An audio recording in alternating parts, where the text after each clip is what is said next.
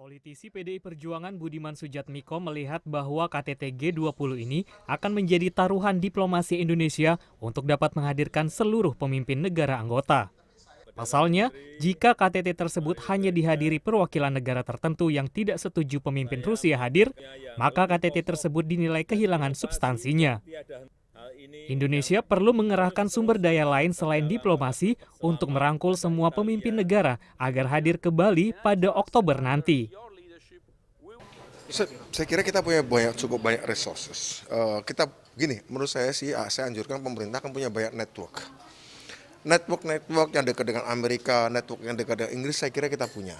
Ya, bukan semua pejabat resmi. Saya kira pemerintah tidak sekedar boleh hanya mengandalkan pejabat Kemenlu yang resmi, tapi juga network bisnis yang misalnya dekat dengan Gedung Putih, dekat dengan Partai Demokrat Amerika, dekat dengan Boris Johnson atau Partai Konservatif Inggris. Ya, orang-orang yang mungkin bukan pejabat resmi kita, tapi karena dia orang Indonesia, atau bahkan juga bukan orang Indonesia, tapi memang bersahabat dekat dengan Indonesia, yang diharapkan nanti bisa dioptimalkan. Seperti kemarin perundingan Rusia-Ukraina memanfaatkan Roman Abramovich misalnya, dia kan bukan pejabat gitu ya.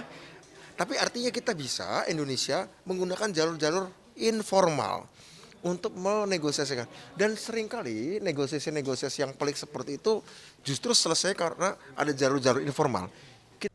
Sebagai mitra Kementerian Luar Negeri, Komisi 1 DPR RI melihat upaya diplomasi Indonesia masih jauh dari harapan.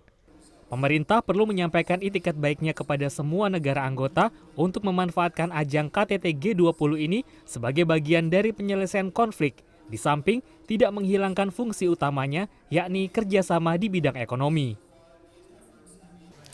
Prinsipnya tentu Indonesia sebagai host, sebagai tuan rumah dari presidensi G20 Summit pada bulan Oktober nanti ujungnya itu tentu harus bisa mengakomodir kepentingan dari para tamu-tamunya itu. Nah, tentu yang kami sayangkan dari kacamata DPR ini diplomasi yang dilaksanakan oleh Kementerian Luar Negeri atau diplomasi yang dilaksanakan oleh pemerintah lah secara keseluruhan untuk bisa menyampaikan itikat baik kita untuk mengundang mereka tanpa harus beririsan langsung terkait dengan permasalahan Rusia dan Ukraina, ini belum efektif. Karena kita lihat belum apa-apa, kita sudah ditekan oleh beberapa negara sahabat, terutama dari Barat, untuk bisa tidak menghadirkan Vladimir Putin. Nah, tentu sebagai host yang baik, sebagai tuan rumah yang baik, saya harapkan pemerintah harusnya bisa menjalankan diplomasi bergerilya.